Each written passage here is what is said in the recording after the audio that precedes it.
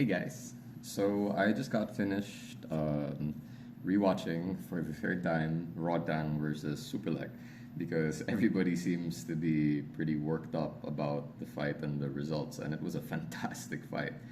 Um, so first of all, um, I honestly don't think the fight was that close.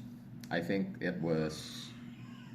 I can see why it's easy to think that it was a close fight, but also if you have the eyes and the experience for it, I don't I don't see how you would miss the complete masterclass by Superlek, considering the person he was fighting is just built completely different. Rod Tang is there's no one else like Rod Tang right now.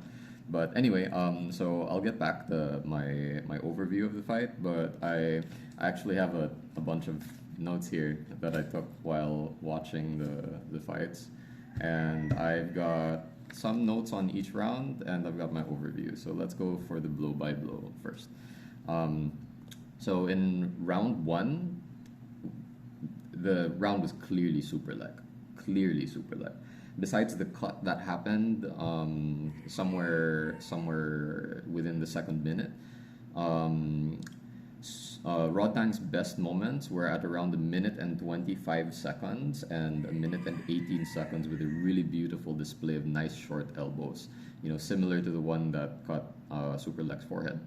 But Superlek had massive numbers of massive kicks that went completely unanswered. And unless you've taken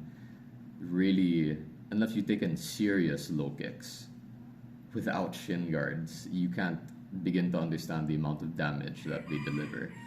Um,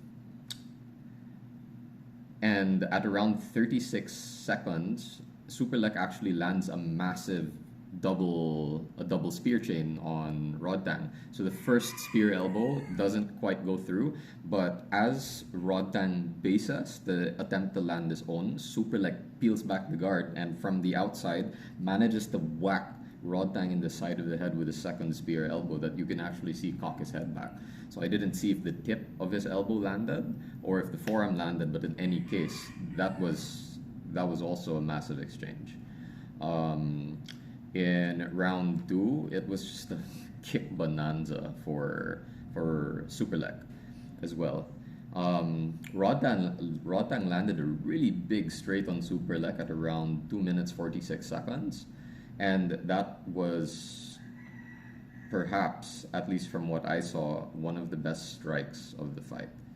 Um, but every single time Superlek came in to clinch or to smother Rodtang, he would land at least one deep knee, and his control was just his space control is just immaculate. Um, so in the second round, that knockdown, I honestly think, and you would probably hear it from real fighters. They would also agree that that was a legit knockdown, because especially for someone like Rod Tang, I mean, one of the stories of the fight is Rod Tang's composure. How do you take shots like that and not even flinch? Your face doesn't even react. So for you to be that kind of person, and then for you to clearly get landed, even if he guards it, it'll clearly have a massive knee landed on you into a big elbow that looked as clear to me as it could slam the side of Rod Tang's head. So how being that person who's entirely composed in any situation, how could you fall like a brick after that exchange and not consider it a knockdown? If you watch fights enough, you'll see a lot of guys who get slammed by massive shots and they look like they're half dead and they just bounce back off the mat and they're recovered. So I can clearly see Rod Tang entirely being that person. So regardless of so even if he was massively hurt there, Rod Tang bouncing back off the mat and showing no pain after the fact doesn't mean that he didn't get hurt by the strike. But to me, that's as clear as a knockdown can look. Um, And at the end of that round, Superlek lands a massive flurry that you just see flicking RODTANG's head. So RODTANG knows how to brace his neck. You also see the traps on that guy when he's walking forward. You see how thick his neck is relative to his size. So when he takes massive shots like that that land straight on the jaw, you don't see his head spin all the way, but if you have the eyes for it, you can clearly see the shock to the head. And Superlek landed like 3 to 4 massive hits right at the end of that round. RODTANG landed a really nice elbow at some point in that fight. I'm not sure what I wrote here. Left elbow. What is that? Riz? I don't think I wrote Riz. Anyway, at 1 minute 22, I thought that wrote Riz. I don't know if you see that. It's 1 minute 22, but anyway, so at 1 minute 22, RODTANG lands a really nice counter left elbow, and that was one of his best shots of that round as well. Round 3, Superlek started not just coming in with big knees to the body and landing them hyper effectively. Superlek also managed to start landing drop straights over and into the clinch. So every time they came in, you would see that RODTANG was anticipating the knee, so he would come out the clinch to try to stuff the knees that were coming in from Superlek. So what Superlek would do is he would drop, display the clinch, and come in with an overhand clinch, and then land the knee just the same. So Superlek's planning for RODTANG's responses was masterclass. Again, for round 3, RODTANG landed some really great short elbows. He had massive moments in the second minute with the sweeps and a lot of unanswered strikes for RODTANG that were snapping Superlek. Another thing to note is what might have signaled most people to feel like Superlek was waning in that third round is Superlek's posture during the clinch, right? Like you could see he was clearly bowed, whereas RODTANG was standing up straight, and every time they broke, Superlek would shove him back and maybe stagger for a second, and RODTANG would just, be RODTANG, stagger back, posture up and all with no problem. And so the low head position, ask any wrestler about that. So if the situation is your opponent is standing upright and your head is lower than his, ask any wrestler. The person whose head is lower is winning the posture and the control in that position. So Superlek assumed almost the posture of a wrestler. Head control, right on the jaw, tight clinch, clamping the shoulders of RODTANG, clamping the elbows of RODTANG so that RODTANG's shots over the top wouldn't be as effective. And then so he could hop knee those spear knees straight into RODTANG's midsection without having to posture up and risk getting pieced up by RODTANG's beautiful short-range striking. So the posture was intentional. I don't see that as a waning Superlek at all. And that's pretty much the blow-by-blow. So, story of the fight. RODTANG's composure is... It can't be explained. And unless you've fought before, unless you have the 1,000 rounds of sparring, the thousands of hours in the gym, I'm sorry to say, you will never be able to understand what it takes to have a composure at that level. RODTANG is inhuman in that regard. And that is probably what most people see and what leads most people to decide RODTANG was winning that fight, because RODTANG at no point looked like he was damaged.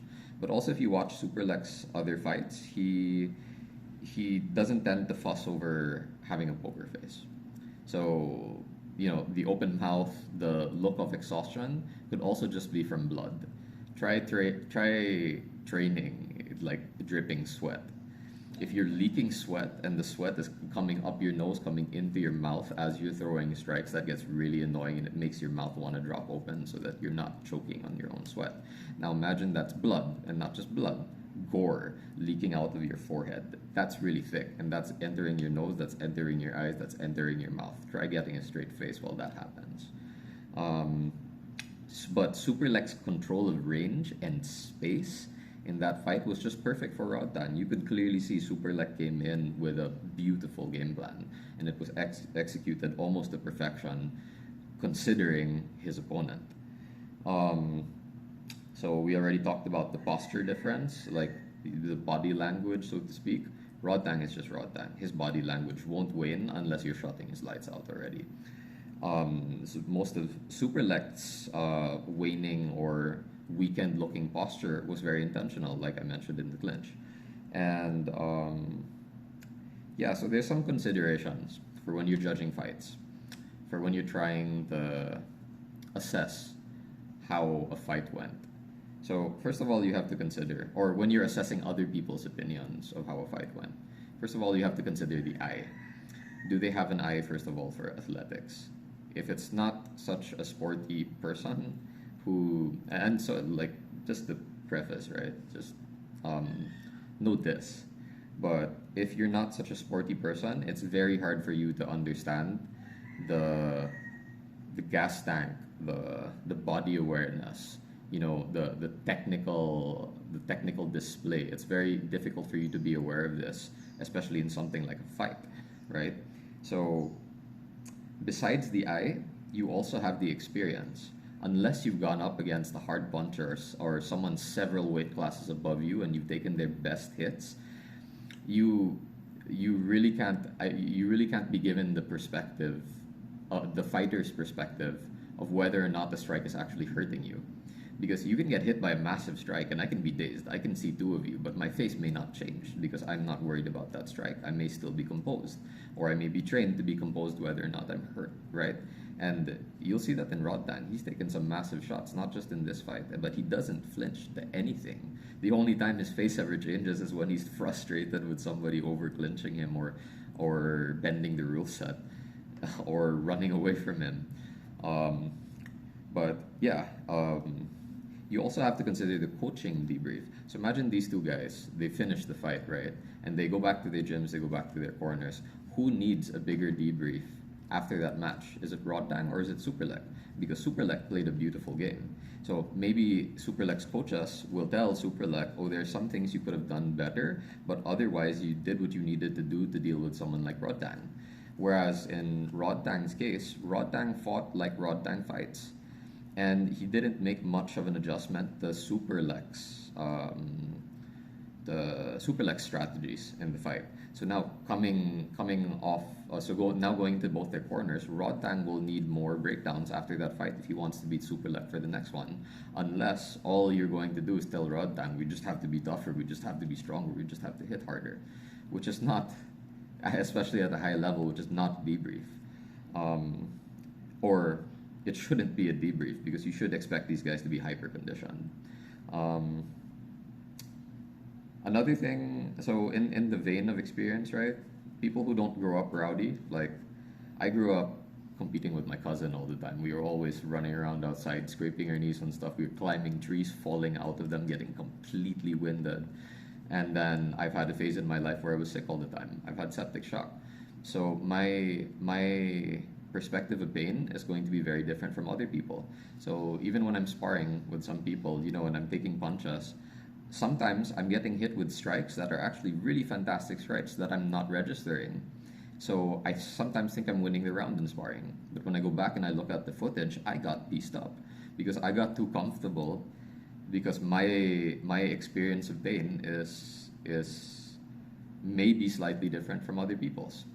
So that's to speak, I guess, somewhat to relate to RODTANG. You know, RODTANG may feel he wasn't damaged because he wasn't damaged. But here's the caveat, guys. If we are to judge fights based on...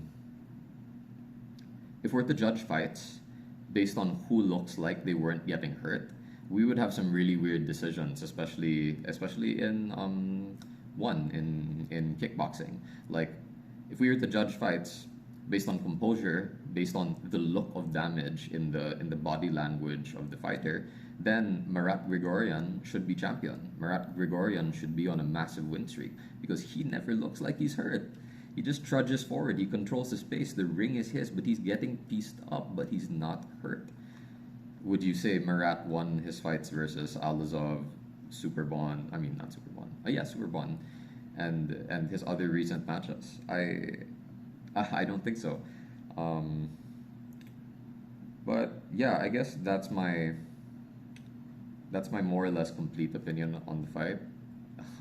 This video is run for 15 minutes already. I could say a lot more, honestly, but I'm gonna stop it there. So yeah, very clear win for Superlek. I can see why people felt it was close, but if you take the full fighter's experience, if you take the coaching perspective, and once you get to a higher level of analysis coming from people in the sport, I don't think there should be much debate. There should be much debate as to why Superlek went home with the clear win.